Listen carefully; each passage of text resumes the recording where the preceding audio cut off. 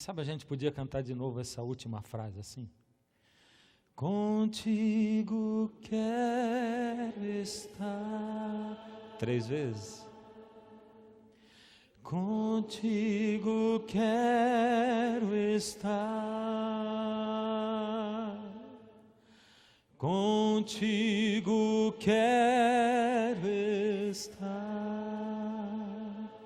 Senhor Deus e Pai, por causa desse desejo nosso é que nós estamos aqui essa noite, Pai. Para poder olhar para o seu rosto, ouvir a sua voz através da sua palavra. Senhor, nosso coração, na maioria das vezes, não está preparado para ouvir a sua voz e a sua palavra.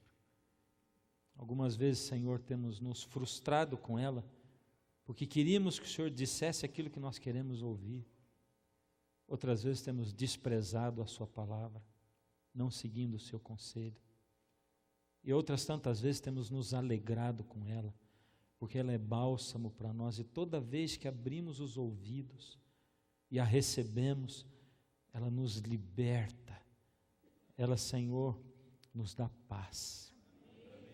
Senhor, colocamos nossa vida nas suas mãos. Queremos estar com o Senhor e queremos que o Senhor esteja conosco nesse momento, Pai. Ó Senhor, intercedo por cada pessoa que está aqui na igreja hoje, por tantos outros que assistem através da internet, Pai. Outros que estão ouvindo essa mensagem gravada. Ó Senhor, que a nossa alma seja hoje invadida, o nosso coração pelo Espírito Santo. Em nome de Jesus, amém. Pode se sentar. Boa noite para todos vocês. Você está feliz hoje? Puxa, que maravilha, que gostoso estar aqui de novo com vocês. Essa foi uma semana muito cheia de atividades, cheia de coisas para fazer, mas durante a semana toda eu ficava só pensando nessa noite aqui, ó, só no clamor, nesse momento, né? Quem aqui tem medo de tubarão? Levanta a mão, quero ver. Olha, então toma cuidado, que me disseram que tem 34 pessoas de tubarão aqui, é verdade ou não? Levanta a mão. Cadê?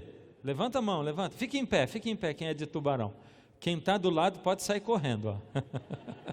Bem-vindos, viu? Muito bem-vindos, que Deus abençoe vocês, que vocês possam ter um encontro com Jesus aqui essa noite. E eu quero aproveitar para dar um abraço assim bem grande e desejar que o Senhor esteja também com nossos irmãos lá de Bom Jesus dos Perdões. Eu recebi um e-mail nessa semana dizendo que tem uma igreja todinha lá que acompanha o clamor, né?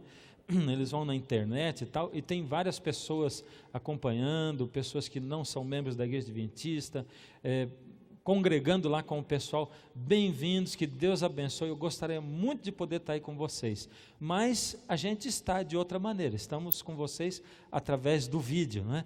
E com vocês nós estamos aqui, pessoalmente, e mais importante do que isso, estamos aqui reunidos em nome de Jesus. Você está curioso para saber o tema dessa noite? Ou para conhecer o tema dessa noite, sim ou não? Sim. É lógico, se não tivesse, não estaria aqui, não é? Que bom. Nós vamos direto para a palavra. Hoje, o assunto, eu quero que você se prepare, é um assunto denso, mas eu a semana inteira orei muito, pedi muito para que Deus pudesse me guiar para a melhor maneira possível de apresentar, para que você possa compreender o que nós vamos estudar essa noite. O maior sonho de Deus, desde que entrou o pecado no planeta Terra, o maior sonho dele é salvar. Salvar a quantos? Isso, a todos, ao mundo inteiro. Esse é o sonho de Deus, salvar o mundo inteiro, salvar a todos. Na Bíblia, Deus não se cansa de dizer que Ele deseja que ninguém se perca, mas que todos se salvem. Ele diz que Deus amou o mundo e Ele deu seu Filho para que todo que nele crê não morra, mas tenha vida eterna. O Senhor Deus, Ele derrama amor, e o sonho dele é salvar e salvar a todos. Por isso, Deus projetou um plano para salvar a todos. Como a Bíblia diz, porque Deus amou ao mundo de tal maneira que deu seu Filho, para que todo que nele crê não morra, mas tenha vida eterna. Quer dizer que o assunto da morte de Jesus precisa chegar até as pessoas para que a salvação ocorra plenamente para elas. Ou seja, quanto mais pessoas conhecerem a respeito da salvação em Jesus, mais pessoas serão felizes e compreenderão o plano da salvação, e mais pessoas poderão se salvar, terão o desejo de se salvar. Mas como Deus poderia fazer para que a mensagem da salvação em Jesus chegasse a todo o mundo? Deus poderia pregar Ele mesmo, poderia, sim ou não? Ele poderia mandar os anjos falarem, sim ou não? Sim. E por que Deus não manda, será? Eu gosto de usar uma ilustração que eu já usei em das noites do clamor, lá do primeiro ou do segundo. Se Deus mandasse um anjo bem bonito, reluzente, nessa noite, que está muito nublada, está parecendo uma noite londrina aqui em Curitiba, né? E esse anjo luminoso pairasse no ar e falasse sobre família, e fizesse um apelo para todas as famílias, maridos, esposas, pais e filhos, você acha que as pessoas atenderiam a esse apelo do anjo? Sim ou não? Não? No seco assim? Não. Eu tenho uma impressão, porque é tudo uma suposição, não é? Eu tenho a impressão que no primeiro momento ia ficar todo mundo, uau, um anjo, e no primeiro dia ia ter uma mudança, no segundo também, e no terceiro ia começar a esfriar, no quarto, e quando tivesse a primeira briga do casal, o marido ia falar um monte de coisa para a mulher ia dizer assim, poxa, você não ouviu o que o anjo falou? E ele ia dizer, ele é anjo, ele não tem uma esposa igual você, não tem uma sogra também? É ou não é? Ou seja, quando Deus quer falar para seres humanos, a melhor maneira de Deus falar é através de outros seres humanos, porque a primeira coisa que a gente pensa é assim, puxa, se Ele pode, eu também posso, é ou não é? Então Deus fez um plano para que através de seres humanos Ele pudesse compartilhar, distribuir o evangelho da salvação. E aí diz Gênesis 12, 1 e 2. Ora, disse o Senhor a Abraão, sai da tua terra, da tua parentela e da casa de teu pai, e vai para a terra que te mostrarei. De ti farei uma grande nação, sê tu uma bênção. Bom, seja uma bênção para os outros. Deus chamou Abraão e disse, eu vou fazer de você uma grande nação, para você ser uma bênção.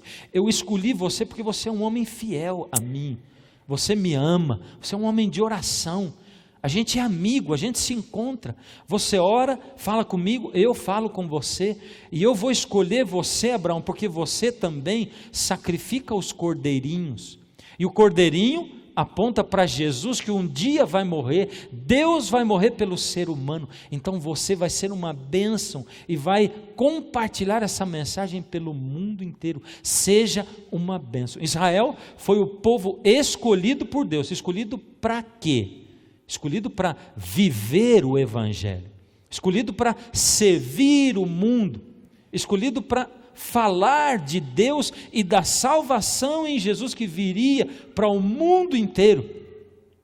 Não foi um povo escolhido para ser privilegiado, um povo para ser servido, um povo para se sentir melhor do que os outros povos. Pelo contrário, foi chamado como servo do mundo. Por isso Deus chamou Israel. Deus comparou essa promessa que Ele fez para Israel com uma oliveira. A oliveira dá que fruta? Azeitona. Serei como orvalho para Israel, Deus fala, lá em Oséias 14, versos 5 e 6.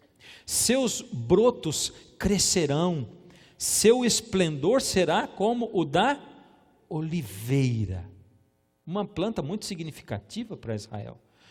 As azeitonas, o azeite, E Deus diz assim: Israel vai ser como uma oliveira, e eu vou ser como a chuva, o orvalho para Israel. Eu vou regar Israel, Israel vai crescer. Ali diz que os brotos crescerão, os ramos vão crescer, a oliveira e os ramos. Os ramos são cada pessoa que pertencia ao povo de Israel, aquela oliveira. Aí diz lá em Gênesis o seguinte: e Abraão, mudando as suas tendas, foi habitar nos carvalhais de Manre.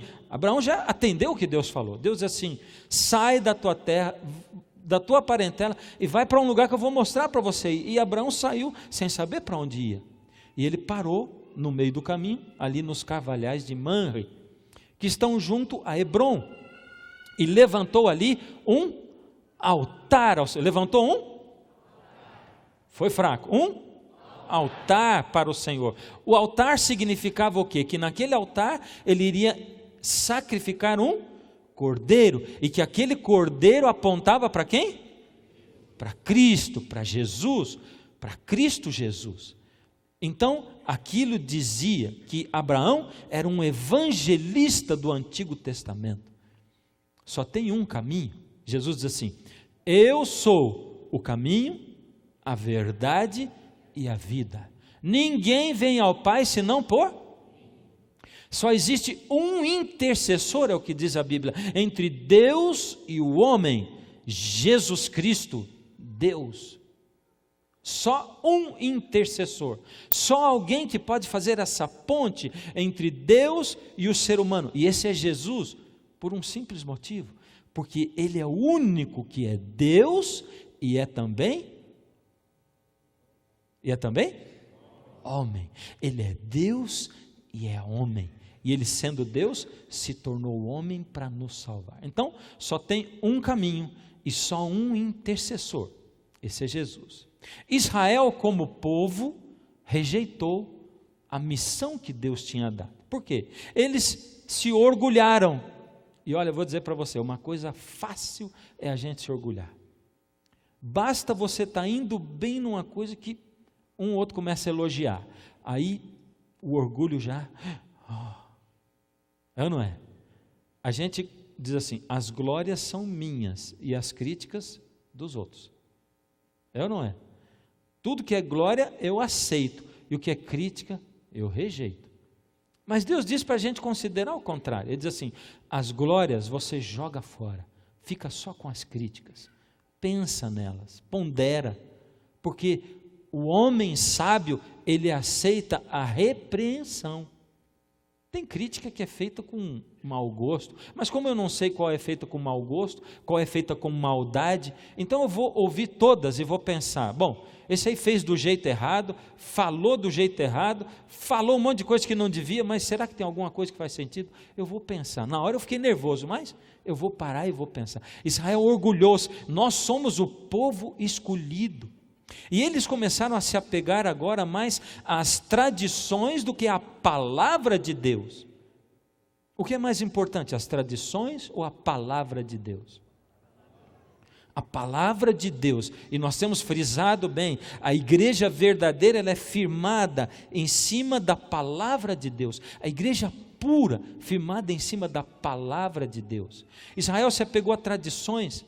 Com o tempo, eles pensavam assim: eu peco agora, depois eu pego um cordeirinho aqui, levo lá, o sacerdote mata e pronto, está pago. Eu paguei, porque um cordeirinho custa caro. Ele pensava no valor financeiro do cordeiro. Assim, hoje tem gente que vem para a igreja e acha que dá oferta e está resolvido o seu problema. Não é verdade? Em todos os tempos teve gente assim, e eles se apegaram mais ao cordeirinho, e quando Jesus, o Cordeiro de Deus, que tira o pecado do mundo, veio, eles não conseguiram enxergar que ele era o cordeiro do qual a Bíblia falava. Então eles fugiram da palavra e se apegaram às tradições. E sabe de uma coisa? A gente olhando para a história dos outros, é fácil a gente dizer assim: eles se apegaram às tradições e rejeitaram a palavra. Mas eles perceberam que fizeram isso na época? Sim ou não? Não, porque se tivesse percebido, eles não tinham feito. Mas Jesus avisou, Jesus chamou a atenção. Só consegue enxergar a clareza do tempo no qual está vivendo quem se apega a Deus com oração, com humildade e simplicidade. Eles rejeitaram a promessa. E o que aconteceu? Será que lá em Israel eram então, a partir dali, todos infiéis? Sim ou não? Sim ou não? Não. Não. O que me diz isso? Bom, Romanos 11:1 fala exatamente sobre essa questão de Israel tendo sido escolhido, até porque na época de Paulo, os cristãos que agora eram formados, a igreja cristã era formada por muitos gentios. Gentios é o quê? Nós, que não somos judeus. Todo aquele que não é judeu é gentio. Então a igreja cristã estava cheia de gentios e cada vez menos judeus. Ela começou com os judeus, mas depois foi aumentando, e a maioria era de não judeus e uma minoria de judeus. E agora os gentios é que começaram a se orgulhar. Meu Pai do céu, essa história não para nunca, não acaba nunca. Se orgulhar da placa da sua igreja, se orgulhar de dizer assim, eu sou, porque eu pertenço a esta igreja. Igreja salva alguém?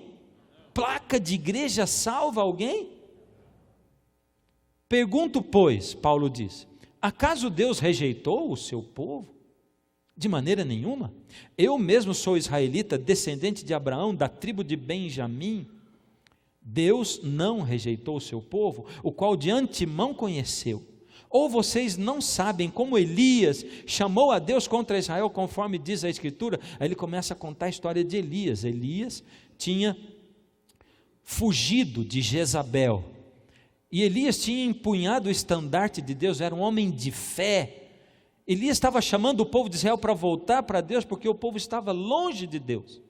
E Elias, num momento em que ele deu uma demonstração muito grande de fé, em seguida Jezabel, uma rainha terrível, ela perseguiu Elias, e Elias, que tinha tido uma tremenda fé, teve uma recaída, e ele fugiu de medo, e Deus foi buscar Elias. A história é uma história muito bonita, e Deus chega para conversar com Elias, e Elias diz o seguinte: Senhor, mataram os teus profetas, e derrubaram os teus altares. Está falando de quê?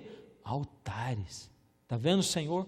Eles desdenharam da palavra, do evangelho, da salvação em Jesus. Sou o único que sobrou e agora estão procurando matar-me. Elias olhou a situação e diz assim: Senhor, o povo de Israel todinho abandonou o Senhor, eu sou o único que sobrou, o único fiel. Paulo continua dizendo, e qual foi a resposta divina? Deus disse para Elias: reservei para mim 7.000 homens que não dobraram os joelhos diante de Baal. Baal era o deus de Jezabel. Deus diz assim: Elias, você está achando que você é o único fiel? Não, Senhor, você acha que é o único, mas dentro do meu povo tem 7.000 homens que não se dobraram aos deuses, que se apegaram à palavra, não foram com a multidão, não foram com as tradições, eles não se misturaram com o povo, eles ficaram fiéis à palavra. Eles são o meu o quê? Povo. Quero ouvir uma palavra, que dentro do povo é aquele restinho que fica, que é o fiel de Deus. Como é que é? Remanescente. Vamos falar essa palavra? Remanescente. Ou seja, dentro do povo de Deus, os fiéis mesmo, porque isso indica que dentro de cada igreja, cada congregação, tem a congregação toda, mas tem o remanescente, que é aquele que é mesmo fiel a Deus.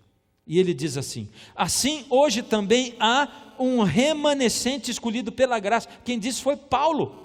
Ele diz assim: hoje tem um remanescente escolhido pela graça, lá dentro do povo judeu, gente que aceitou a Jesus, tem a salvação pela graça. E como é que Deus escolhe pela graça? O remanescente escolhido pela graça, são aqueles que ouvem falar de Jesus e aceitam a Jesus, se entregam para Jesus. A graça é assim, porque Deus amou o mundo de tal maneira, que deu seu Filho unigênito, para que todo aquele que nele crê não morra, mas tenha vida eterna. Deus quer salvar a quantos? A todos. A partir daí, Jesus morreu, Jesus ressuscitou, surgiu agora a igreja cristã. Eu quero contar para vocês um pouco, ou muito, que nós vamos gastar um tempo falando sobre a história da igreja cristã. Quem são os salvos?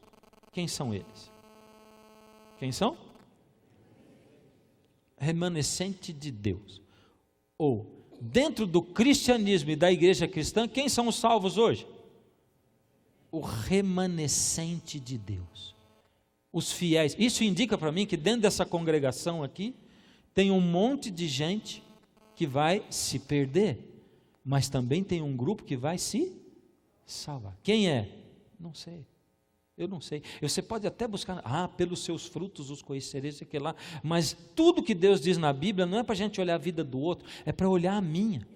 A pergunta não é, quem daqui vai se salvar? A pergunta é, será que eu estou salvo? Será que eu vou me salvar?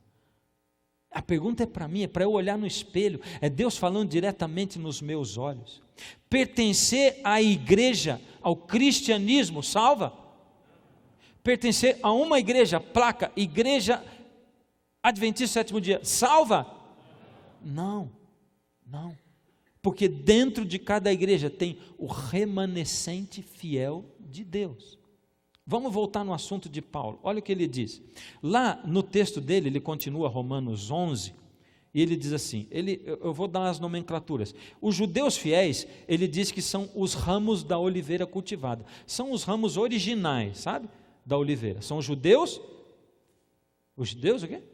Fiéis.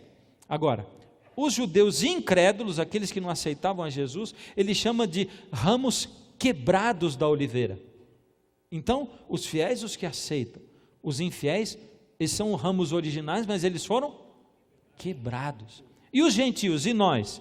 Os gentios incrédulos são ramos da oliveira brava. Eles não são do ramo original, eles são de uma oliveira brava. Agora, os gentios fiéis, eles são os ramos da oliveira brava que foram tirados e que foram enxertados na oliveira verdadeira. É assim que ele usa essa alegoria. Deu para entender a alegoria, né? Então vamos ler o texto agora. Olha como é que ele diz: se alguns ramos foram cortados, e você, sendo oliveira, esses ramos que foram cortados, quem foram? Os judeus incrédulos, que não aceitaram, foram cortados. E você, sendo oliveira brava, que sou nós, né? Oliveira brava, foi enxertado entre os outros e agora participa da seiva que vem da raiz da oliveira verdadeira, cultivada. Não se glorie contra esses ramos. Não diga você agora, porque os judeus rejeitaram, agora eu é que estou no lugar. Porque eles rejeitaram, olha como é que eles foram fazer aquilo. Não fala isso, não fique se gloriando. Se o fizer, saiba que não é você quem sustenta a raiz, mas é a raiz que sustenta você. Lembra que a raiz vem deles, não de você. Então você dirá, os ramos foram cortados para que eu fosse enxertado, e vou ficar orgulhoso. Está certo? Se porém eles foram cortados devido à incredulidade deles, e você permanece pela fé, não se orgulhe, mas tenha medo. Fica com medo, sabe por quê? Pois se Deus não poupou os ramos naturais, também não poupará você. Olha a advertência que ele está fazendo. Ou seja, ele está dizendo assim, cuidado, porque se você acha que por causa da sua religião, você agora está salvo, por causa do que a sua religião ensina, você está salvo, se você acha que por causa do que a sua religião prega, você está salvo, cuidado, isso não salva você, seja você da religião que for, seja você Assembleia de Deus, Batista, Adventista, seja você católico, seja espírita, você pensar assim, eu pertenço à igreja verdadeira e ela me salva, Deus está falando através de Paulo, cuidado, na verdade, você tem que sempre lembrar que você precisa fazer parte do remanescente fiel de Deus, que são aqueles que ficam apegados à palavra da verdade. Vamos continuar com a história da igreja cristã agora. Assim que Jesus ressuscitou, foi para o céu e ele derramou sobre os discípulos o Espírito, o Pentecostes. E eles começaram agora a pregar com força. E conforme eles pregavam com força, começou a vir o que com força também? Perseguição. O Império Romano começou a perseguir. E nós estudamos sobre Estevão, que foi o primeiro mártir. Estevão foi morto, apedrejado. O primeiro mártir cristão. E a perseguição se avolumou. Do ano 1 até o ano 100, a igreja na terra, a igreja cristã, no geral foi uma igreja pura. Quer dizer que todos os que estavam na igreja estavam salvos. Certo ou errado? Certo ou errado? É só para ver se você está acordado aí. A igreja era pura, mas tinha um monte de gente que também não era de Deus lá dentro. E tinha um monte de gente que era de Deus, mas no geral era uma igreja pura. Eles, como igreja, como instituição, eles preservavam a palavra de Deus. Os bispos foram instituídos para cuidar das cidades. Os discípulos foram morrendo aos poucos. João escreveu o Apocalipse lá no ano 95, mais ou menos, da nossa era. E depois de um tempo ele morreu. Ou seja, quando entrou já no 2º século, os discípulos já não estavam vivos. Mas a igreja permanecia viva. Naquela época não havia templos como esse. As pessoas se reuniam onde? Nas casas. Elas se reuniam em casas, algumas mais afastadas em cavernas. Por quê? Eles eram perseguidos. Imagina fazer um templo desse, reunir todos os cristãos. Eles trancavam a porta, metia fogo aqui, pronto, já tinha matado todo mundo. Eles estavam sendo perseguidos, não podia ter templos. Só que Deus faz de tal maneira que na dificuldade a igreja cresce mais ainda. A igreja naquela época não era um auditório onde as pessoas iam para sentar e ficar paradas escutando. A igreja era viva. As pessoas se reuniam, trocavam experiências, elas oravam juntas, e elas saíam para viver o cristianismo lá fora, e elas eram perseguidas e mortas, e quanto mais gente morria, mais o evangelho crescia. E se a gente vivesse nessa época hoje, e eu estivesse pregando para vocês, eu ia dizer assim: vem para Jesus, esteja disposto a morrer, devorado pelas feras, queimado, esteja disposto a entregar sua vida por Jesus, porque Jesus entregou a sua vida por você. E hoje ainda tem pessoas que acham os apelos que a gente faz difíceis, né? Apelo difícil era aquele, perseguição total. Ali, logo no início, nesse gráfico que vai aparecer ali agora, você vê, do ano 31, ou do 1 até o 100, a gente pode classificar a igreja como uma igreja? Vamos falar junto? A igreja?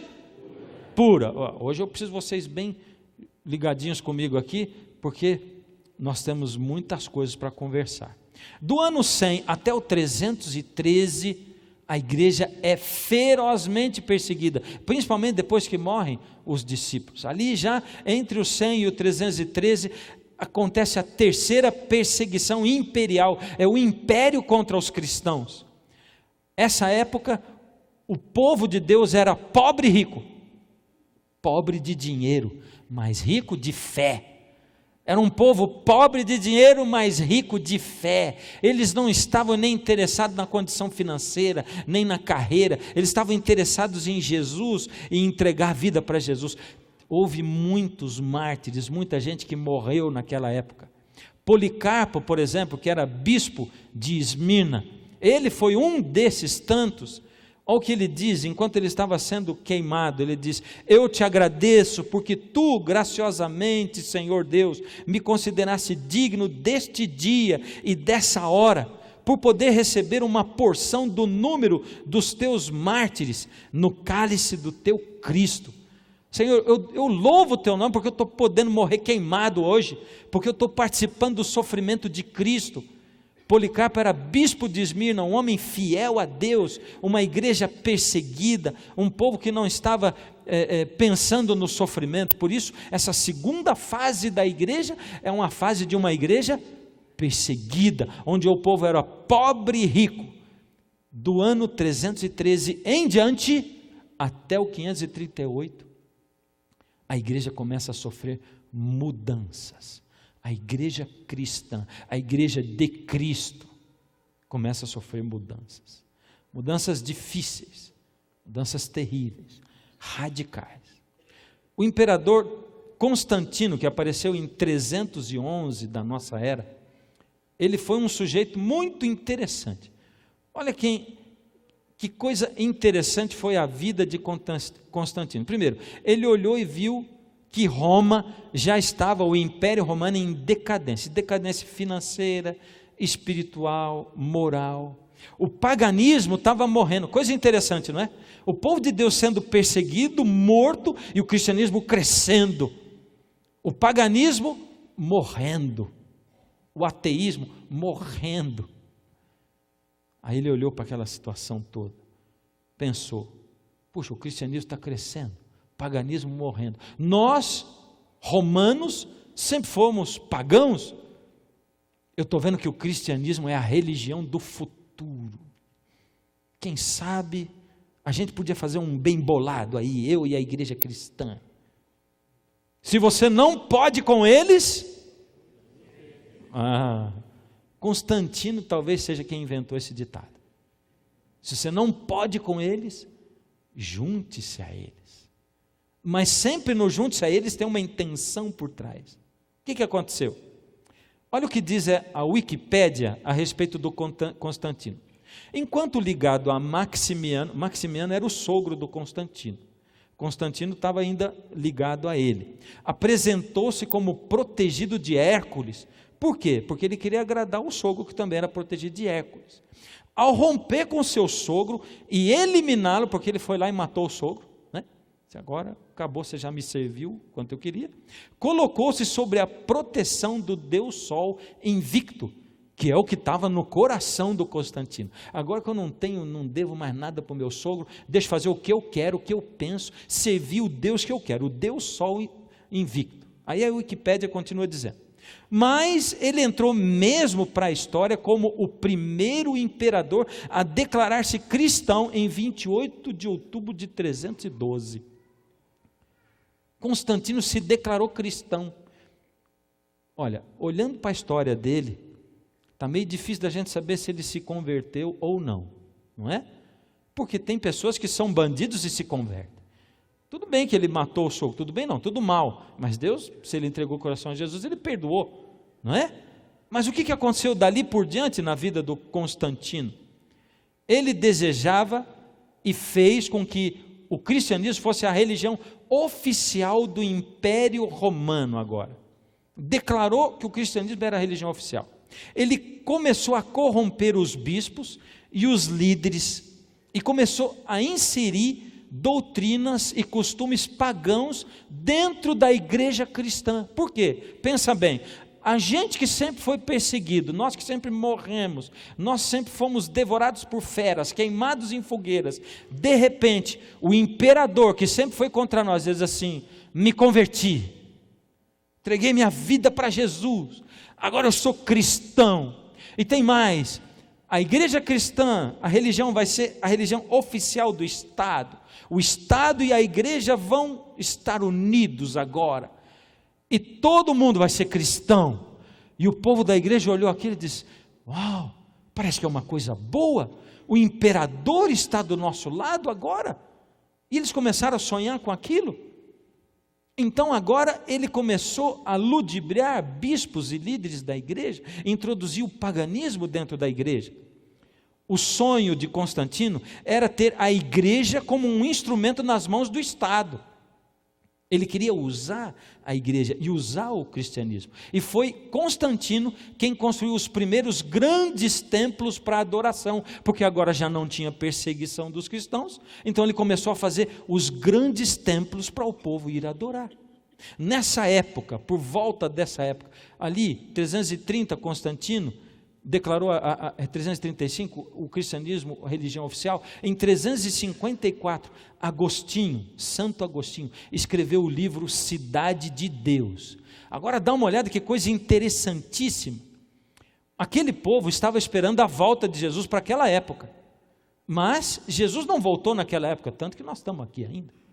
Como Jesus não voltou, para eles, Jesus estava demorando, e demorando, e demorando. Poxa, nós já estamos no ano 350, faz 350 anos que Jesus prometeu que ia voltar, mas não voltou ainda.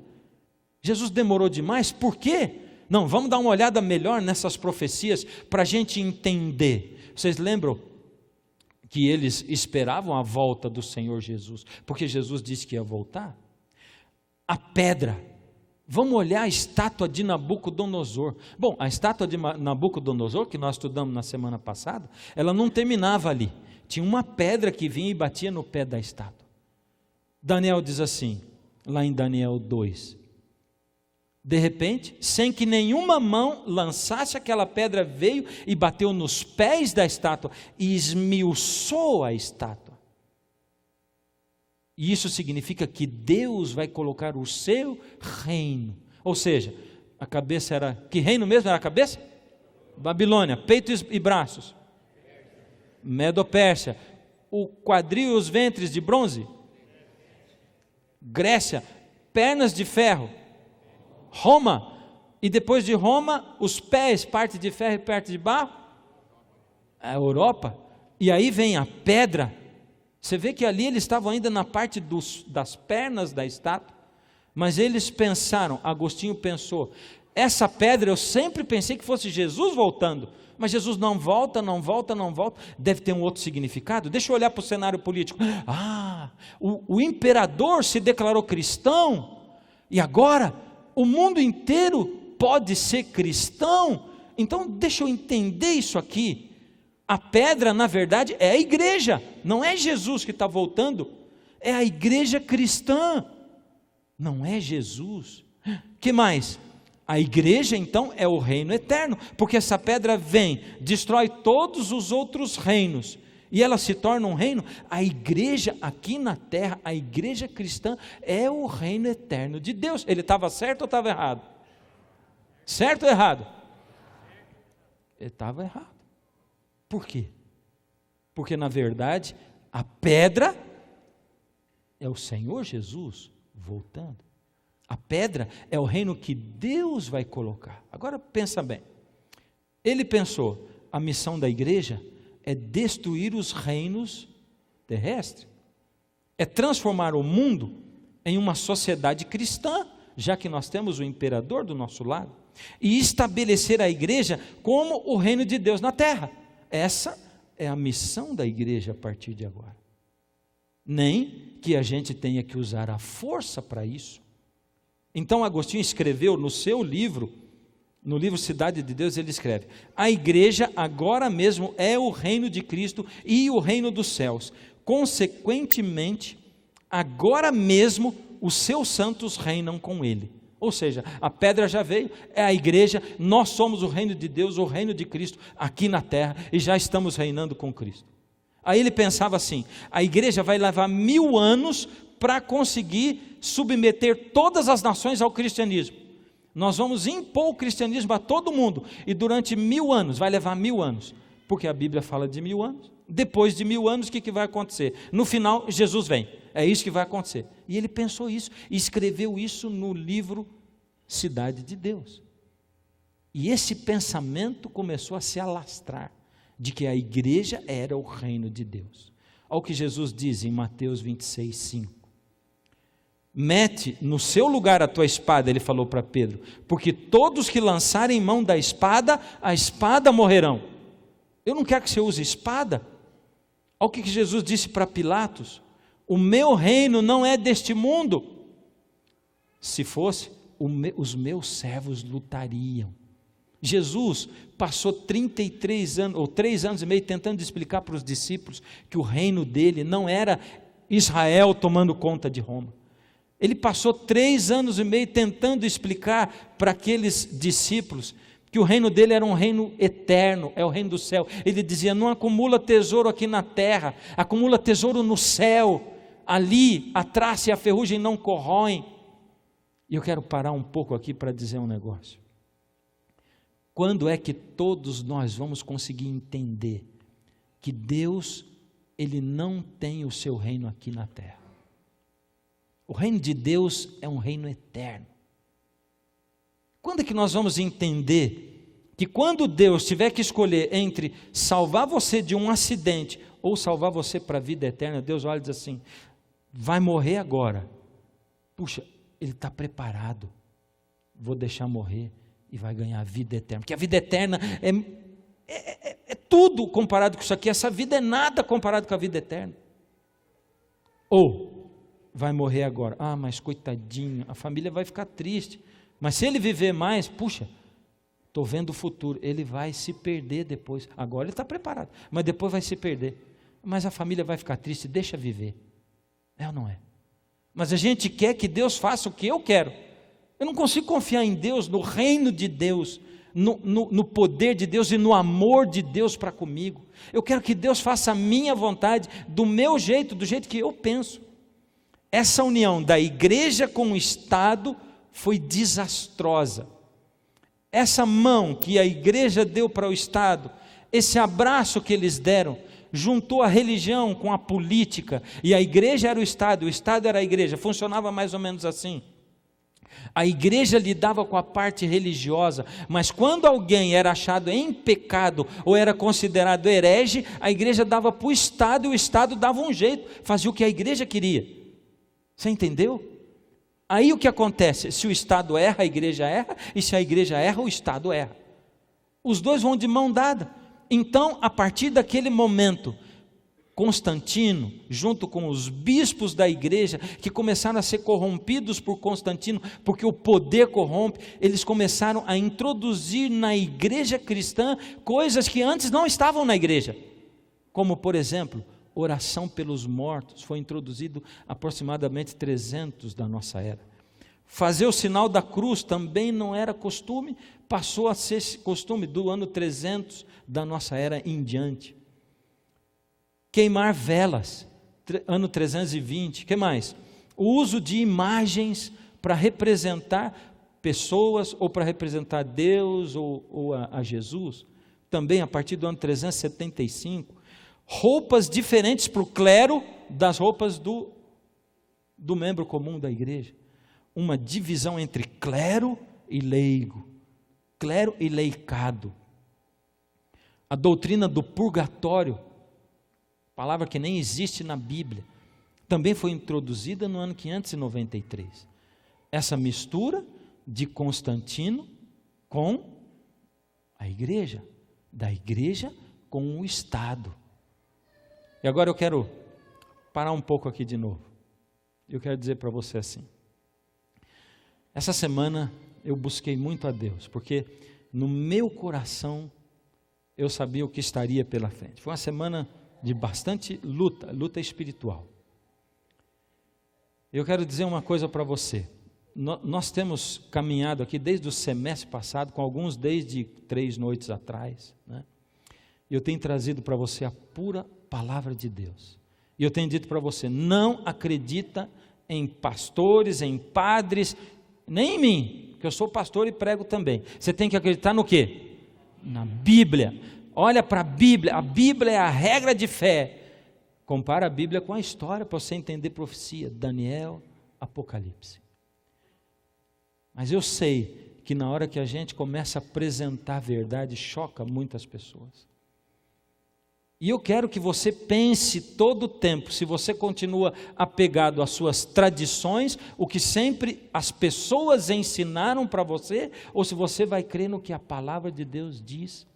Se você vai ser parte da igreja adventista, da igreja batista, da igreja católica, ou se você vai ser parte do remanescente fiel de Deus.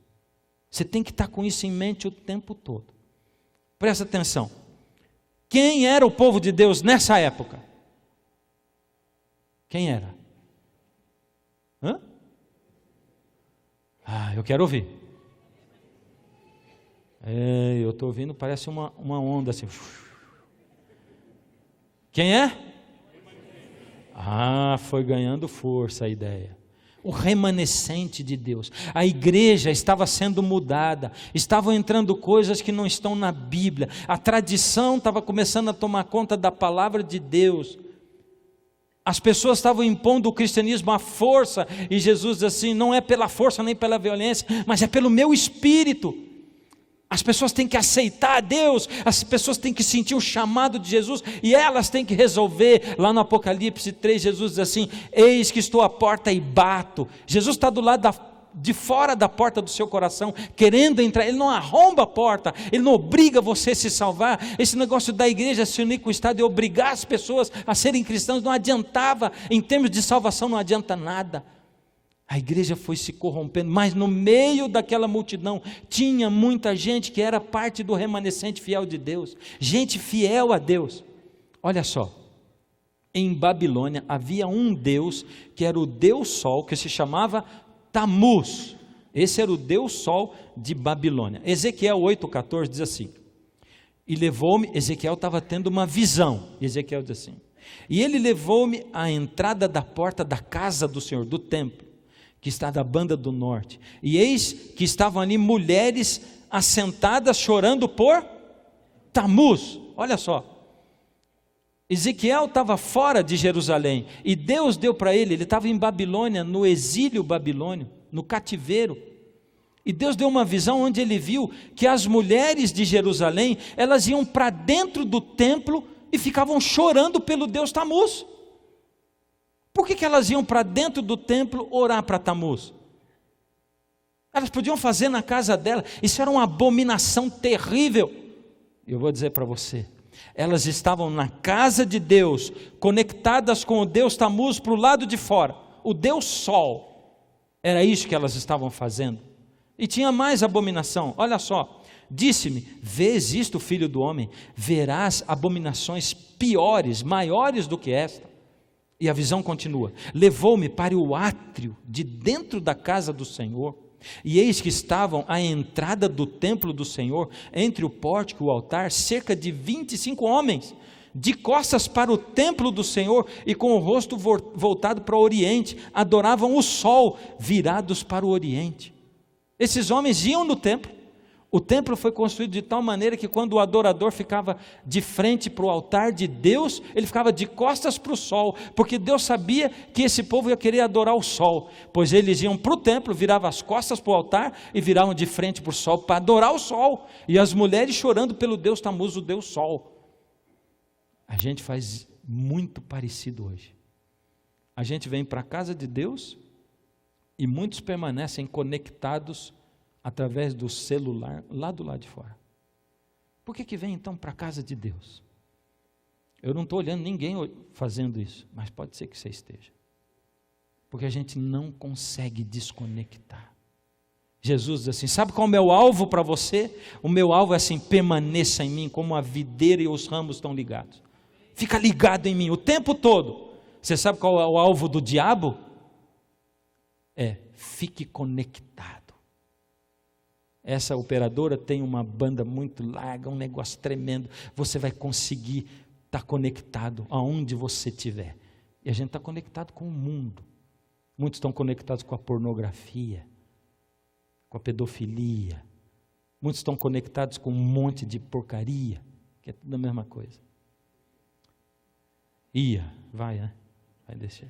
Levou-me para o átrio de dentro da casa, e eles estavam voltados para o sol. Então me disse: vês, filho do homem, acaso é coisa de pouca monta para a casa de Judá o fazerem eles as abominações que fazem ali, para que ainda encham de violência a terra e tornem a irritar-me? Deus está dizendo: você está achando que isso é pouca coisa? Eles fazem isso, enchem a terra de violência e me irritam com esse jeito deles, porque eles adoram o Deus Sol. Sabe que dia era adorado o Deus Sol lá em Babilônia?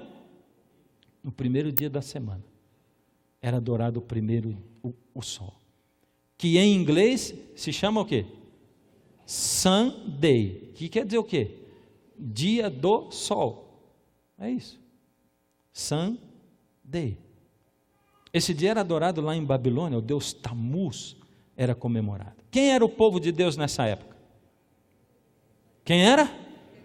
O remanescente de Deus, o remanescente fiel de Deus. Eles não estavam ligados na tradição, eles não estavam ligados na placa da igreja, eles estavam ligados em Deus e na palavra de Deus. Esse era o povo de Deus. Agora dá uma olhada, a próxima fase da igreja é a igreja corrompida, até o ano 538 da nossa era. Por que 538? Olha só, em 538, presta atenção, a igreja cristã ainda não tinha um líder oficial. Assim, a capital do império tinha sido movida para Constantinopla, e Roma ficou sem ser a capital do império. Constantino construiu Constantinopla e deixou Roma. Isso fez com que o bispo de Roma se fortalecesse, porque como não tinha um imperador lá, ele passou a ser a autoridade. Agora, começou uma disputa entre o bispo de Roma e o bispo de Constantinopla para ser o maior, ou o líder de todas as igrejas cristãs. Essa disputa que durou anos, quando o imperador Justiniano chegou, ele resolveu, sabe o que ele fez? Ele pegou e fez uma carta declarando que o bispo de Roma seria o superior. Ele seria, a carta de Justiniano, ela dizia o seguinte, foi no ano 533, o bispo de Roma será o cabeça de todas as santas igrejas, o cabeça de todos os santos sacerdotes de Deus. E a partir daí, por esse decreto de Justiniano, o bispo de Roma passou a ser o maioral de todas as igrejas. Sabemos que os que julgam ser príncipes das gentes, delas se assenhoreiam, e os seus grandes usam de autoridade sobre elas, mas entre vós não é assim, Jesus estava dizendo. Antes, qualquer que entre vós quiser ser grande, será vosso servo, e qualquer que dentre vós quiser ser o primeiro, será servo de todos. Bom, o bispo de Roma passou a ser líder religioso de todas as igrejas. Será que ele seria como? Como seria? Na verdade, em 533, o bispo de Roma ele ainda estava amarrado pelas circunstâncias e ele não conseguia ter ainda uma autoridade geral. Por quê? Ele não conseguia ter uma supremacia pelo reino todo. Porque quem tomava conta da cidade de Roma eram os ostrogodos. Lembra que quando Roma foi terminando, o império foi declinando, ele se dividiu em 10, porque os dedos da estátua são 10 reinos, lembra? Na Europa, são esses 10 reinos que estão aí, eu mostrei para vocês na semana passada. Acontece que já tinha acontecido o seguinte, a maioria desses reinos já era cristã, tinha se convertido ao cristianismo, pela fé ou pela força do imperador, muito mais do que pela fé. Então, quando chegou nessa época, a maioria, só tinha 3 tribos bárbaras que ainda não tinham se rendido. Eram os Érulos, que em 493 se renderam, se converteram ao cristianismo, os Vândalos em 534, mas agora a gente estava ali já no ano 538, 535, e os ostrogodos ainda não. Os ostrogodos tomavam conta da cidade de Roma, e eles não eram cristãos, aliás, eles eram arianos, eles não acreditavam que Jesus era Deus, esse era o problema dos ostrogodos, então eles eram considerados hereges pela igreja. Aí o imperador Justiniano chega e diz assim, olha, o bispo de Roma é o chefe de todos os outros bispos e de todas as outras igrejas, mas quem tomava conta de Roma eram os ostrogodos, e eles não acreditavam nem em Jesus. Você acha que o bispo de Roma ia conseguir exercer essa autoridade toda a partir daí? Não. O que precisava acontecer ainda? Dos 3 últimos, 2 já tinham se convertido, só faltava agora os ostrogodos, eliminar os ostrogodos. Os outros 2 foram extintos, na verdade, 7 se converteram, 2 foram extintos, e os ostrogodos faltavam também ser extintos, e eles foram a última das tribos hereges a serem extintas por Justiniano no ano 538. Por isso, no ano 538, quando os ostrogodos foram extintos, o que aconteceu a partir dali agora? Agora o Papa tinha supremacia total, e ele podia exercer toda a sua supremacia sobre a igreja. Agora veja, a igreja a partir daí começa a mergulhar no absurdo. Que coisa terrível a igreja cristã, para onde nós fomos. Eu acho que é por isso que Gandhi diz assim: eu não sou cristão por causa dos cristãos. Sabe por quê? Porque como é que pode um povo que diz seguir a Cristo, seguir esses caminhos? Isso me envergonha, sabe? Porque essa é a nossa história. É a história sua e minha. Porque até aqui só tinha uma igreja cristã, é a nossa história. Essa é a sua raiz cristã e minha raiz cristã. É isso que a minha igreja fez aí no passado, essa é a nossa história. Jesus morreu, Jesus ressuscitou, e esse foi o legado que a minha igreja fez com o nome de Jesus, e com o sacrifício, e com o tamanho do amor de Jesus. Como que nós, como cristãos, pudemos viver essa coisa escura, essa coisa negra, tendo a luz que nós temos, ou que foi derramada ao mundo através do amor de Jesus? Como que nós cristãos pudemos viver essas coisas? Que coisas nós vivemos? Primeiro, a igreja começou a perseguir o remanescente. O remanescente está dentro da igreja, não está? A partir daí, a igreja instituída começou a perseguir o remanescente de Deus que estava dentro da igreja. Ou seja, começou a perseguir quem seguia a Bíblia. A primeira coisa foi proibir a Bíblia, esconder a Bíblia, proibir o uso da Bíblia. Alguns povos tiveram que morrer por causa da Bíblia, sendo que Jesus diz assim: e conhecereis a verdade, e a verdade vos... O que liberta a gente? A verdade. E o que é a verdade? Jesus diz: santifica-os na verdade, a tua palavra é a verdade. A Bíblia é a verdade. Quando escondeu do povo a Bíblia, escondeu a verdade. E Jesus diz que é a verdade que liberta. A Bíblia é a verdade, mas Jesus diz assim: eu sou o caminho, a verdade e a vida. O que é a verdade? É a Bíblia ou é Jesus? Os dois. Jesus é a verdade e a Bíblia é a verdade, porque ela testifica de Jesus. Lembra a igreja pura, a mulher vestida de branco, embaixo dela o quê? Ela estava vestida do sol. Jesus é o sol da justiça. E a lua era o quê? O pé dela. A lua reflete a luz do sol. A Bíblia reflete a luz de Jesus. A Bíblia é a palavra. Pois eles esconderam a Bíblia. Eles mudaram o sábado para domingo nessa época. O sábado foi mudado para o domingo. Aí diz assim, Gregório I, ou Gregório o Grande, o Papa, diz assim: ouvi dizer, o pontificado dele foi de 506 a 604, né? No livro desse camarada aí, o Kempt, ele diz assim: ouvi dizer que algumas pessoas, esse é o próprio Gregório escrevendo, mal intencionadas espalharam entre vós doutrinas anticristãs, proibindo toda espécie de trabalho aos sábados. Como deverei chamar a esses tais, senão de pregadores do anticristo? Tudo quanto diz respeito ao sábado, nós o tomamos em sentido espiritual, e assim o observamos. Quem que foi que tomou isso em sentido espiritual? Nós fizemos.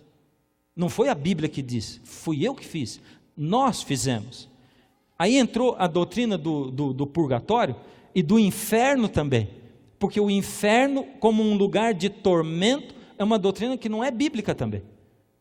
Não existe um lugar de tormento eterno, onde Deus fica lá do céu olhando os que estão queimando pela eternidade e dizendo assim: deixa eles queimarem pela eternidade, porque eles pecaram muito.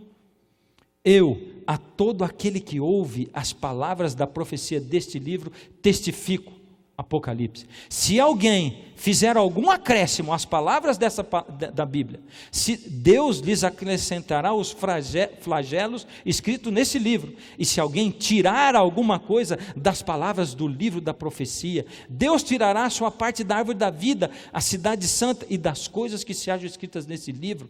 Deus deu uma advertência: qualquer que acrescentar alguma coisa na Bíblia, ou tirar alguma coisa da Bíblia, vai sofrer o que Deus tem preparado para o juízo.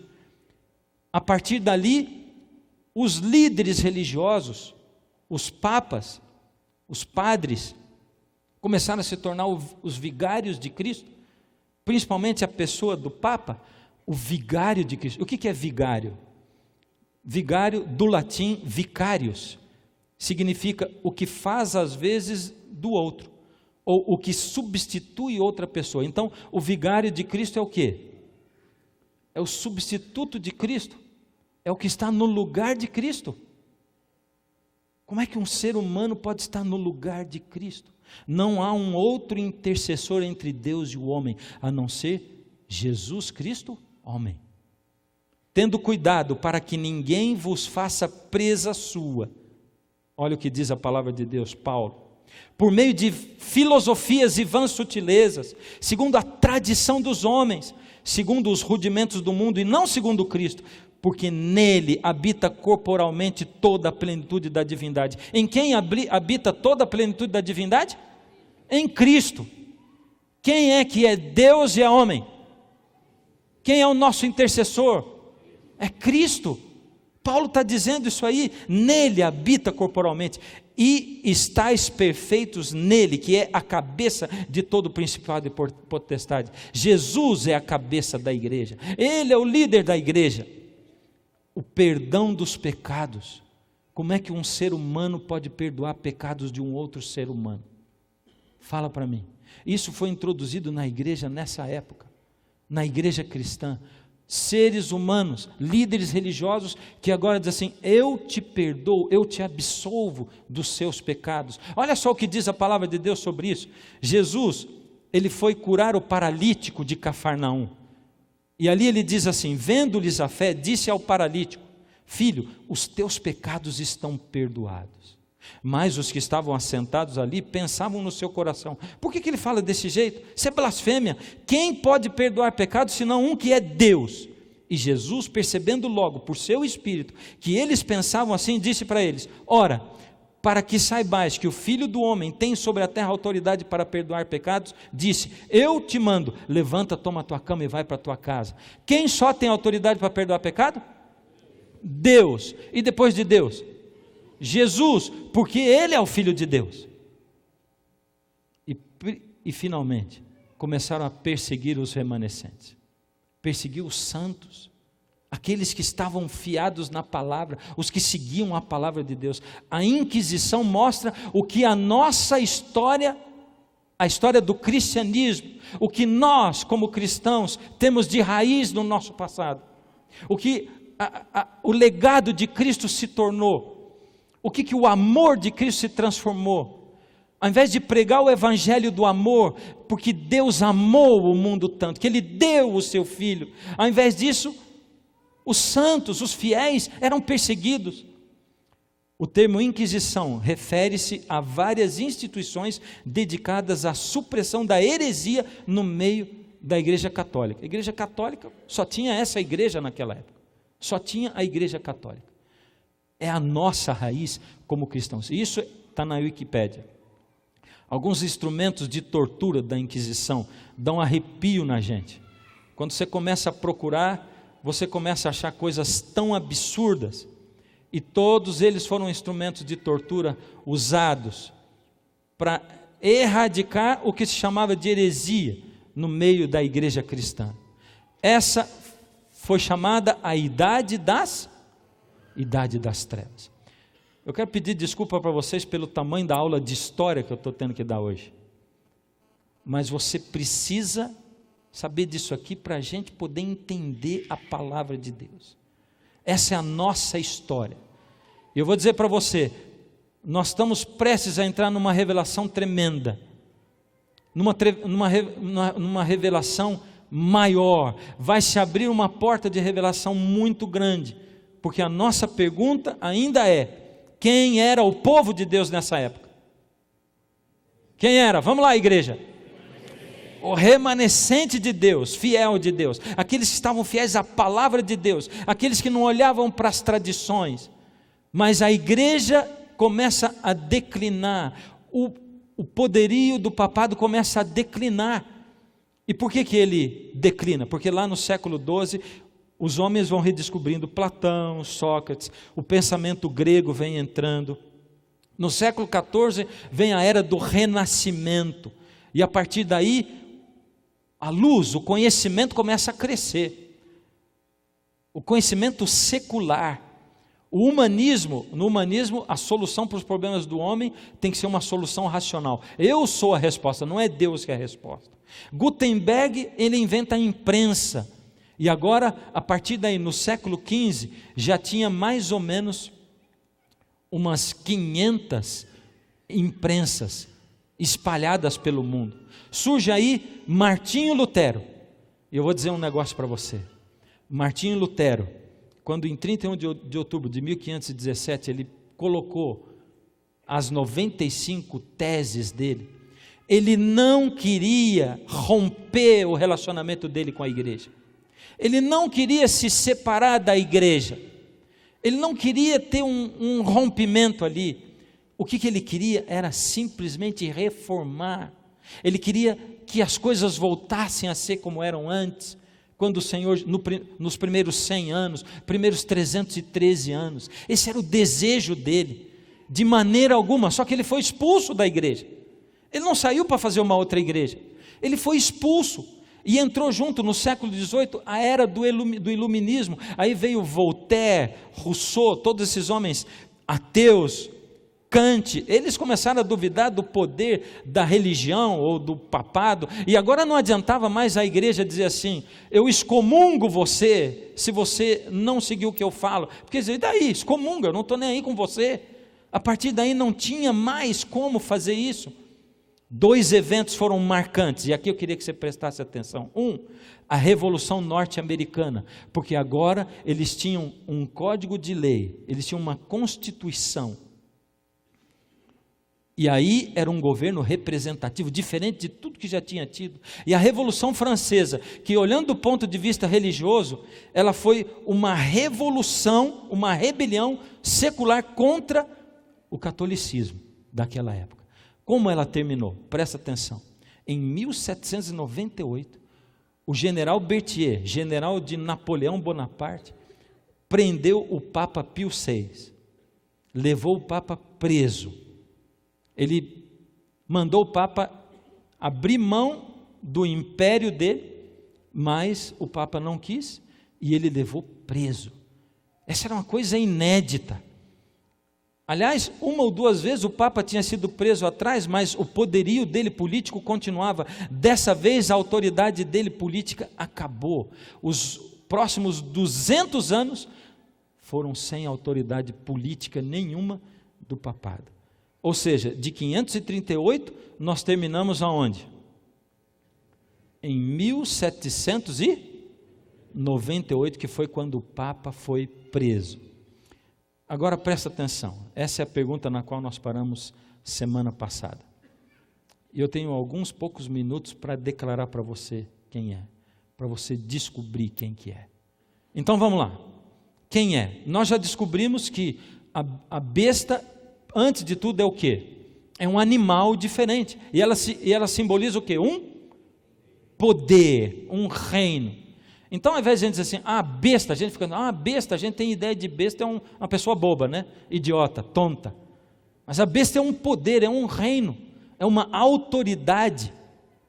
Agora veja, nós já chegamos à conclusão de que o chifre pequeno, e desculpa você que está vindo pela primeira vez hoje, porque nós estamos estudando profecia, e profecia é igual matemática. O conhecimento acumulado ajuda você a entender o que vem pela frente. Então nós estudamos Daniel 7, onde aparece um chifre pequeno. E estudamos Apocalipse 13, onde aparecem 2 bestas, e a primeira é a besta que veio do mar. E comparando a Bíblia, na semana passada a gente chegou à conclusão de que os dois são o mesmo poder. Primeiro, agora vamos definir quem é essa besta, quem é esse chifre pequeno. Primeiro, a Bíblia dá a localização geográfica, ela diz que ela surgiu entre eles, entre os chifres. Estando eu a observar os chifres, quantos chifres eram? 10. Eis que entre eles subiu um outro pequeno. Opa, essa é a localização geográfica. Os 10 chifres representavam o quê? Os 10 reinos da Europa, ou as divisões das tribos bárbaras da Europa. Quer dizer que esse poder, essa besta, ia sair do meio daquelas tribos, das tribos bárbaras. Certo? Vamos lá. A próxima coisa. Em que época? Diz ali, depois deles. Ou seja, olha lá, Daniel 7,4. Os 10 chifres correspondem a 10 reis que se levantarão daquele mesmo reino, e depois deles se levantará outro. Vai se levantar quando? Depois dele. Então quer dizer, esse Império Ocidental Romano só terminou no ano 476, por isso esse reino só pode ter surgido depois de 476. Terceira coisa, o tamanho dele. Devia ser um reino extenso territorialmente? Não. Grande e abranger territorialmente muita terra? Não. Estando eu a observar os chifres, eis que entre eles surgiu um outro pequeno. Era um chifre pequeno. Extensão territorial pequena. Não era tão grande. Quando ele entra, ele destrói o quê? 3 reinos. Ele aparece e 3 reinos caem. Somem do mapa. São extintos. Ele arrancará 3 reinos, diz ali a palavra de Deus. Os 10 chifres correspondem a 10 reis, que se levantarão daquele mesmo reino, e depois deles se levantará outro, o qual será diferente dos primeiros, e abaterá a 3 reis. Abaterá. Ao surgir esse reino, então, extinguiu os outros 3. Agora eu quero fazer antes fazer uma colocação. Natureza diferente. Como diferente? Olha o que a Bíblia diz. Os 10 chifres correspondem a 10 reis que se levantarão. Já lemos, né? O qual será diferente dos primeiros e abaterá a 3 reis. Ele será diferente. Por que diferente? Os outros reinos são como? Reinos políticos. Reinos que lutam com a espada. Esse outro reino é diferente. Em que sentido ele é diferente? No século VIII, o imperador Pepino o Breve, ele era um pequenininho, doou à igreja territórios no centro e norte da Itália. Foram chamados os estados pontifícios, ou seja, a partir dali, a igreja já não era somente igreja, ela tinha um reino também. A partir dali, o Papa passou a ser rei. Por isso, hoje ele é líder religioso e é também rei. Rei do quê? Do Vaticano, do Estado do Vaticano.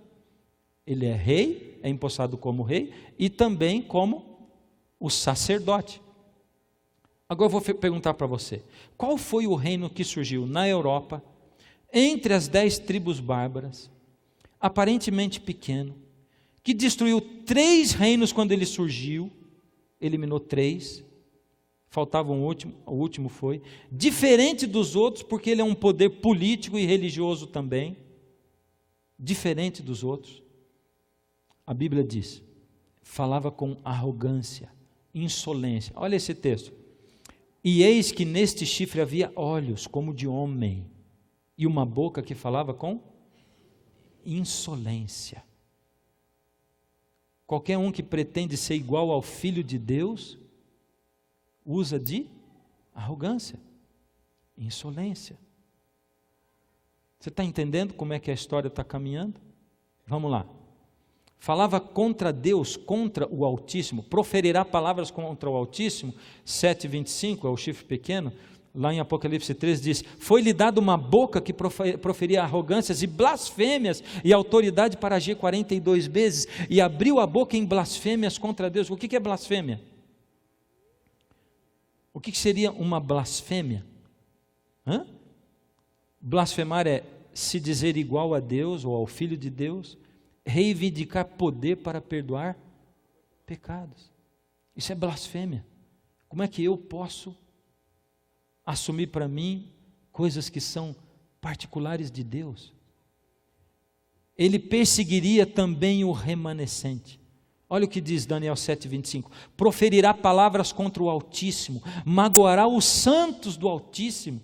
Olha o que diz lá em Apocalipse 13. Foi-lhe dado também que pelejasse contra os santos e os vencesse.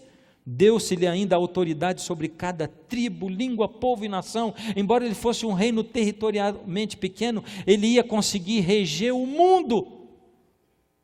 Você consegue entender isso aqui? E fazer guerra contra o remanescente de Deus, contra o povo de Deus. perseguiria o remanescente. As cruzadas, a Inquisição, as torturas deixam claro para onde caminha esse poder. Mudaria a lei de Deus. Mudaria a lei de Deus. Olha o que diz, Daniel 7,25. Proferirá palavras contra o Altíssimo, magoará os santos do Altíssimo e cuidará em mudar os tempos e a lei. Vai mudar a lei de Deus. Meu Deus, é muito detalhe.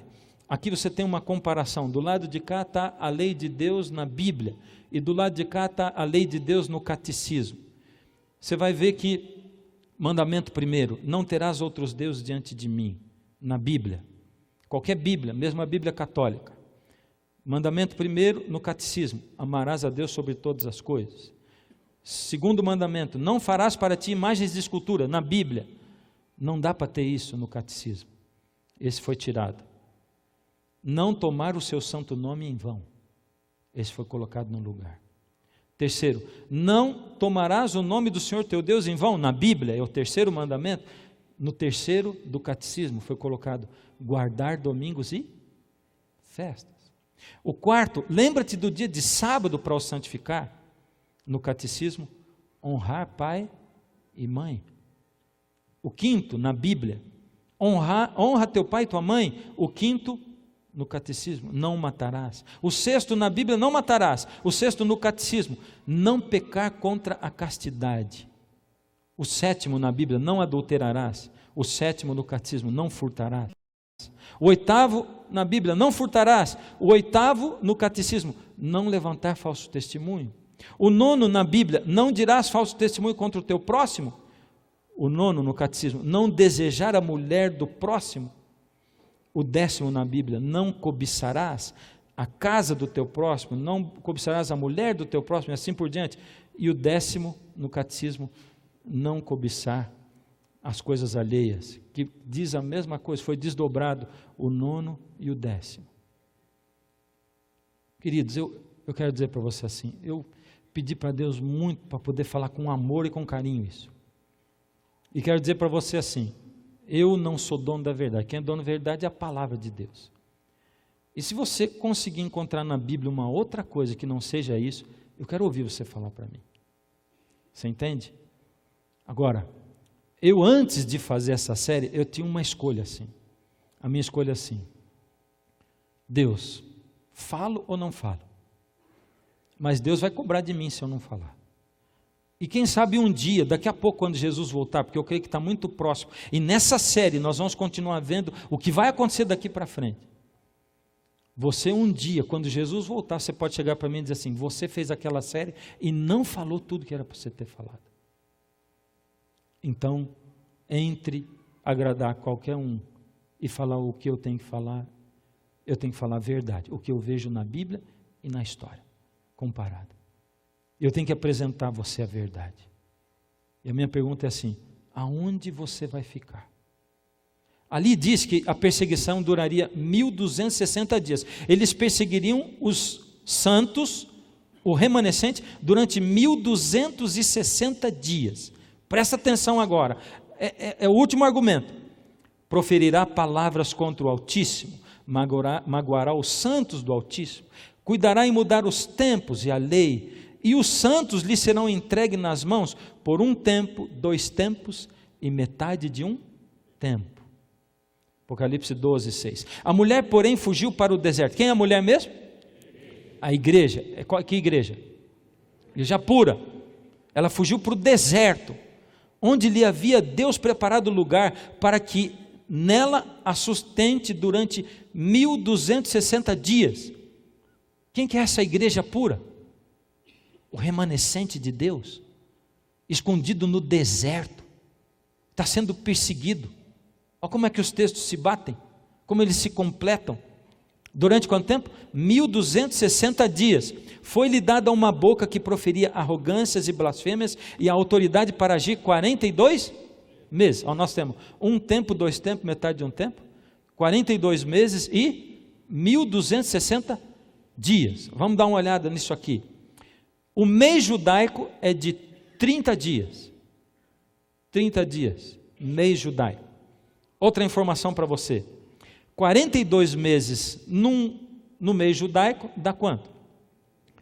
1260 dias. Ou seja, quando diz 42 meses num texto, quer dizer a mesma coisa no outro de 1260. Quem estava escrevendo a palavra? Judeu. Gente do povo de Israel chamado por Deus. Profetas chamados por Deus do povo de Israel. Outra coisa. O ano judaico era então de quantos dias? 1260 dias. Um tempo, um ano. 2 tempos, um ano. No pensamento judaico, ou na cultura judaica, quando diz assim, um tempo está falando de um ano. Portanto, 2 tempos é quanto? 2 anos. Metade de um tempo é quanto?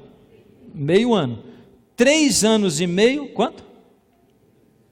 1260 dias. Desculpa, eu errei lá. O ano judaico não é 1260 dias. 3 anos e meio, 1260 dias. Essa é a soma. Isaac Newton, você sabia que Isaac Newton escreveu mais sobre Bíblia do que sobre ciência?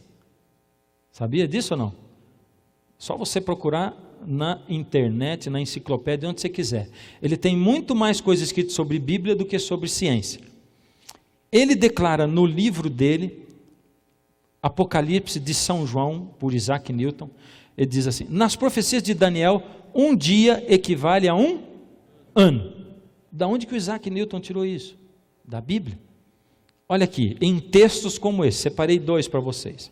Sendo o número de dias em que espiares a terra, Deus estava fazendo uma profecia, 40 dias, cada dia representando um ano, levai sobre vós as vossas iniquidades 40 anos e tereis experiência do meu desagrado. Deus fez uma profecia e diz assim, vocês vão ficar 40 anos no deserto, 40 dias ficaram espiando a terra e descreram de mim, agora vai ser cada dia por um ano, 40 anos vocês vão vagar no deserto, e vagaram 40 anos. Em Ezequiel 4:7, 40 dias te dei, cada dia por um ano, voltarás, pois, o rosto para o cerco de Jerusalém, com o teu braço descoberto, e profetizarás contra ela. De novo, Deus colocou um dia como um ano. Então, em profecia, um dia equivale a um ano. 1260 dias dá quanto? 1260 anos. Agora, 1260 anos seria o tempo de quê mesmo? Da igreja pura, o remanescente de Deus perseguido durante 1260 anos. Então vamos dar uma olhada no nosso gráfico. Quantos anos será que dá de 538 até 1798? 1260 anos. Ou seja, a palavra de Deus vai completando e completando e completando. E como um quebra-cabeça, a gente junta as coisas. E você diz, uau, como é que pode? Como é que Deus pode deixar tão evidente, tão claro? Por isso que a Bíblia diz assim, quem tem entendimento, quem tem ouvidos, ouça. Quem tem olhos, veja. O que o Espírito diz. Sabe, queridos, Deus, Ele faz revelações assim para nós. São revelações estupendas, fantásticas, mas revelações duras também. Deus algumas vezes chega para nós e quando Ele mostra assim, a verdade é essa, ela vem pura. Uma vez eu estava fazendo uma série parecida com essa, numa igreja onde eu era pastor em Goiânia, na central de Goiânia. Isso foi em 2000, faz 13 anos. E quando chegou na época de eu falar sobre esse assunto, eu orei muito, igual hoje, tomei todo o cuidado, todo o carinho possível.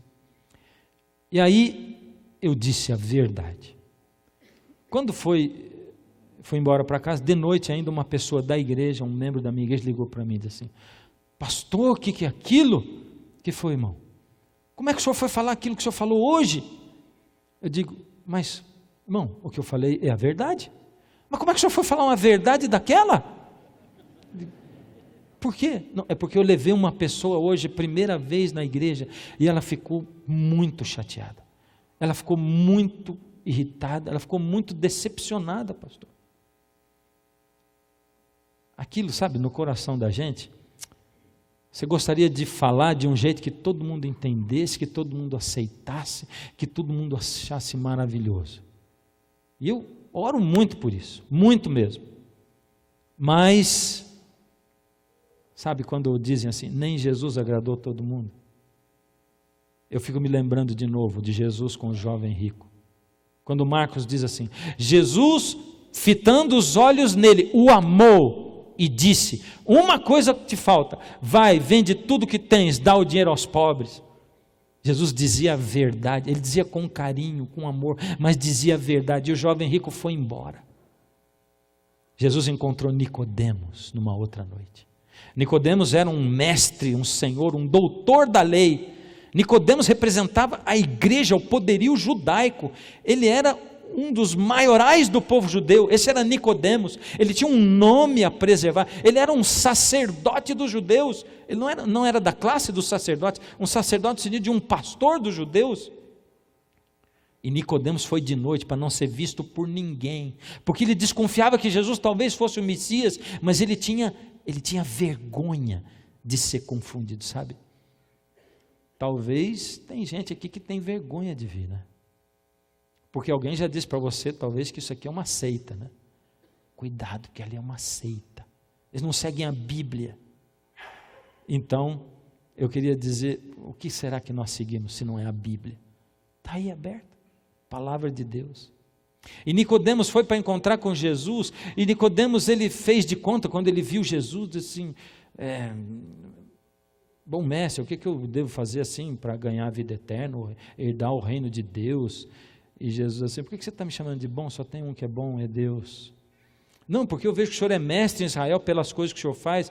E Jesus já foi direto ao assunto. Jesus assim, falta uma coisa para você também, Nicodemos.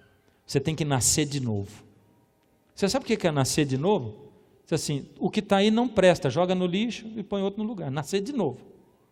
Esse Nicodemos que a sua mãe deu à luz, pode jogar no lixo, tem que ter um outro Nicodemos, tem que nascer de novo, faz tudo de novo, porque não presta nadinha daí. Pensa bem, Jesus fala para um mestre, para um líder religioso, ele fala isso, mas ele dizia com amor, não é desse jeito que eu estou falando. Ele olhava nos olhos e ele dizia com amor, ele dizia assim, filho, falta para você focar em Deus, nas coisas de Deus, esquece a tradição, esquece o que as pessoas falam, esquece o que te ensinaram desde criança, esquece, e eu vou de novo dizer para você, eu estou falando também para adventistas, para todos nós, esquece o que te ensinaram. Nós vivemos na geração onde os cristãos se baseiam no que os outros falam, por isso eu tenho muito medo de você se basear no que eu estou falando. Vai pesquisar a palavra, vai pesquisar a história. Se eu gastei tempo pesquisando a palavra e a história, você também pode fazer. Vai ver se o que eu estou falando está certo. A responsabilidade não é só minha, é sua. Para de acreditar no que dizem para você. E Jesus diz assim, você tem que nascer de novo. Nicodemos fez que não sabia, sabe como é que é? Bom, mas como eu, depois de grande, vou entrar na barriga da minha mãe de novo? Como é que vai ser? E Jesus disse, Nicodemos, você tem que nascer espiritualmente, da água e do Espírito. Sabe por quê, Nicodemos? A religião que você tem, ela está contaminada. A entrega para Deus que você fez, ela está contaminada com orgulho. Sabe, Nicodemos, o que você pensa, os seus conceitos estão contaminados. Você tem que nascer da água e do Espírito. Todos os dias eu pergunto para Deus, eu digo, Senhor, me ajuda a nascer de novo. Eu tenho que nascer de novo hoje, Pai. Eu não sei como.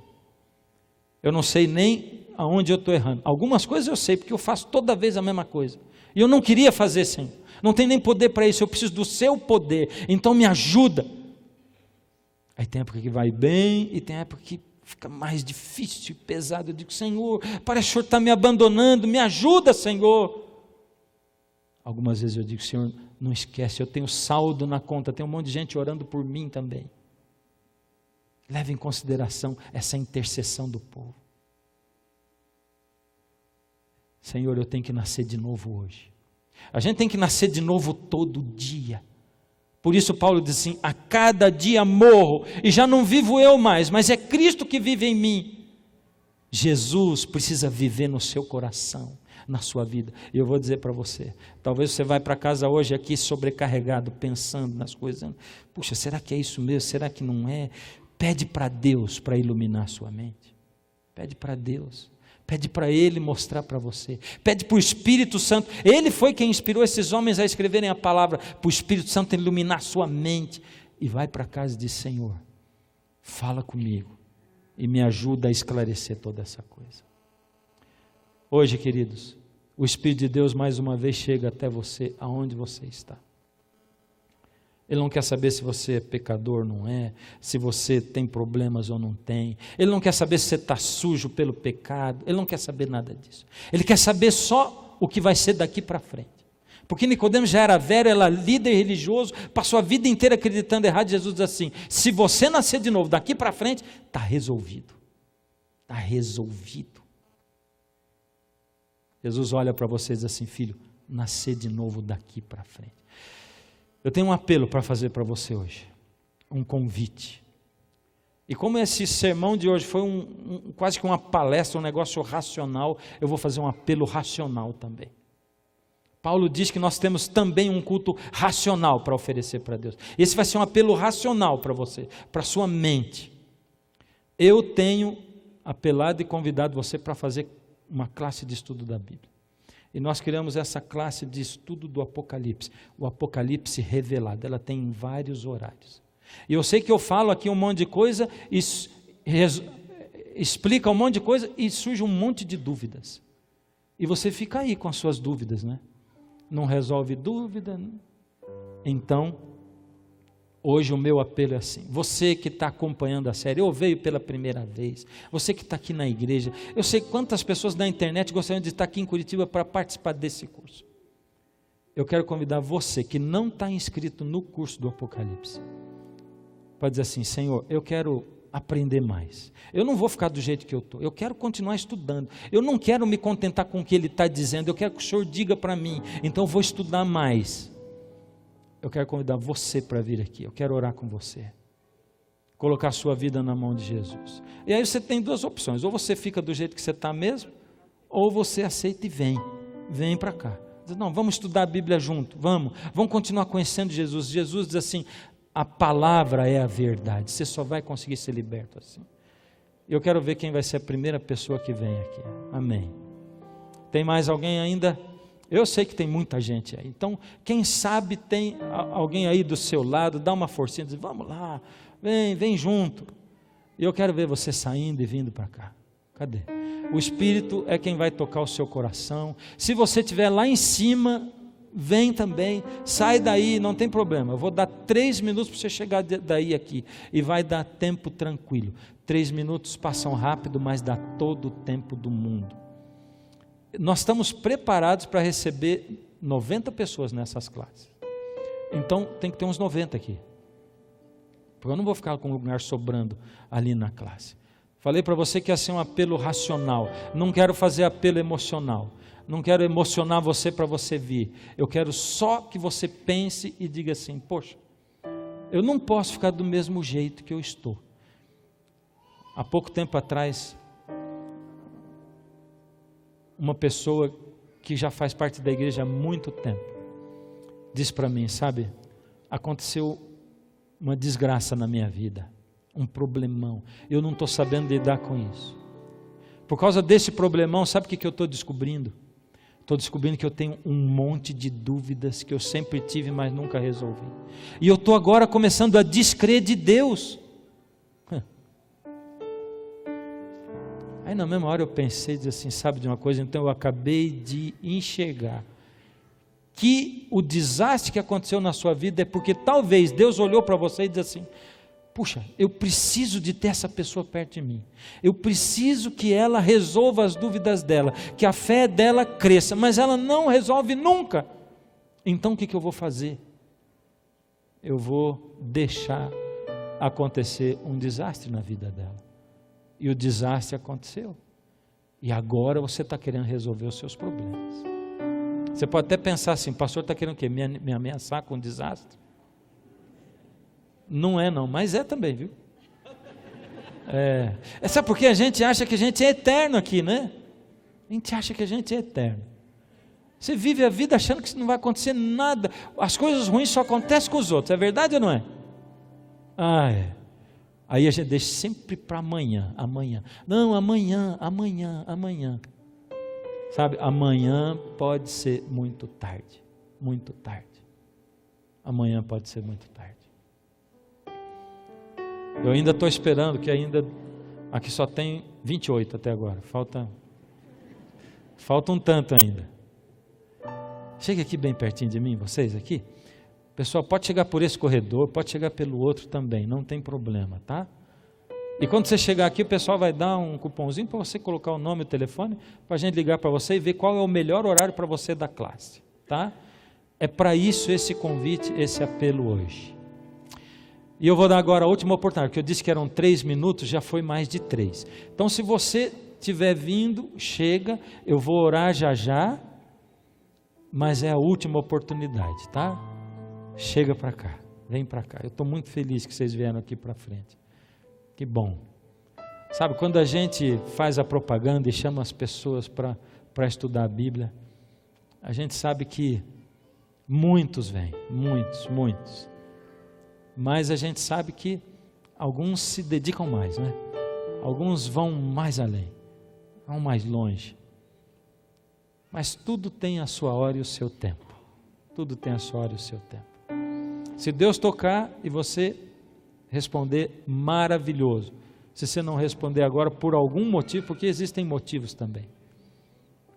Também é você e Deus quem sabe. Vocês é que sabem. Tá bom? Tem mais alguém ainda? Se vier mais uma pessoa, tem mais uma pessoa? Você que está do lado de alguém aí, que você conhece, tal, dá uma forcinha, diz assim, vamos lá, vou com você, vem junto. Tem mais uma? Se tiver uma, eu chamo 2. Opa, tem 2 pessoas? Tem? Deve ter 2, com certeza. Cadê vocês? Olha aí, já veio o primeiro das 2, está faltando agora mais uma. Cadê o outro das 2 pessoas? Se vier 2, eu chamo 4.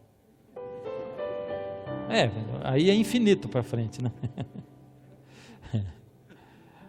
Cadê? E os 4? Cadê os 4? Tem 4 aí? A gente não pode passar a noite inteira, né? E eu sei que hoje foi pesado. Vamos fazer o seguinte. Se você quiser e tiver com vergonha de vir aqui, faz que nem o Nicodemos. Depois você vem e fala com a gente. Aí pede papelzinho, a gente anota, tá bom? Vai na calada da noite assim, escondidinho. Não tem problema. Eu quero orar por todos nós essa noite. E quero entregar vocês que decidiram estudar na mão do Senhor também. Vamos fechar os olhos. Deus amado e Pai, Senhor, o Senhor nos dá sabedoria e entendimento para buscarmos a Tua palavra, Pai. O Senhor é assim tão maravilhoso, essa palavra é tão profunda, Pai. Quantas coisas tem ali que nós nem imaginamos. Começamos a olhar para ela e pensar o que vai ser daqui a pouco, Pai. Pai, enquanto a gente fala, o Seu Espírito traduz as palavras para as pessoas. Senhor, por favor, por misericórdia, toma todas essas pessoas nas Suas mãos, Senhor. Toma todos nós, Pai, que temos sido iluminados pela Sua palavra, que essa luz venha para dentro de nós. Por misericórdia, Pai. Perdoa os nossos pecados, dá forças para quem ainda não se decidiu, Pai. E aqueles que decidiram, forças para continuar no propósito, Pai. Pai, eu quero entregar nas Suas mãos também aqueles que decidiram estudar agora. Que o Senhor fortaleça com o Seu Espírito, que nada os impeça de estar aqui. E aqueles, Pai, que ainda estão sentados, mas decidiram, não tiveram coragem de vir, mas decidiram no coração, traz até nós aqui, Pai, para que a gente possa ajudar. Pai, eu quero pedir ao Senhor, se há alguma coisa de errado na nossa vida, Pai, por favor, nos perdoa e nos ajuda a vencer isso. Pai, nos faz humildes, por favor. E ajuda-nos a sabermos que só o Senhor Jesus salva. Toma-nos nas suas mãos e nos leva para casa em segurança, em nome de Jesus. Amém. Eu tenho uma última coisa para falar para você. Agora, a profecia não acaba aqui.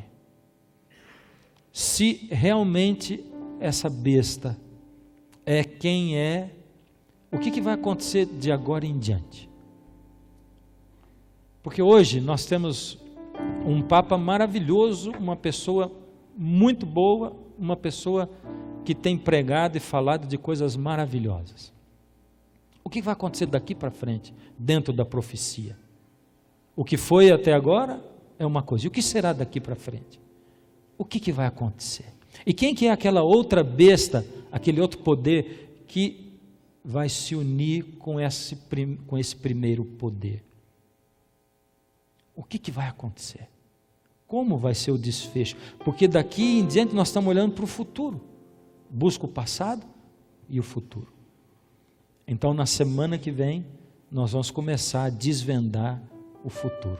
Que Deus abençoe a todos. Você que veio aqui, não deixa de fazer a fichinha. Eu vou despedir de todos lá na porta.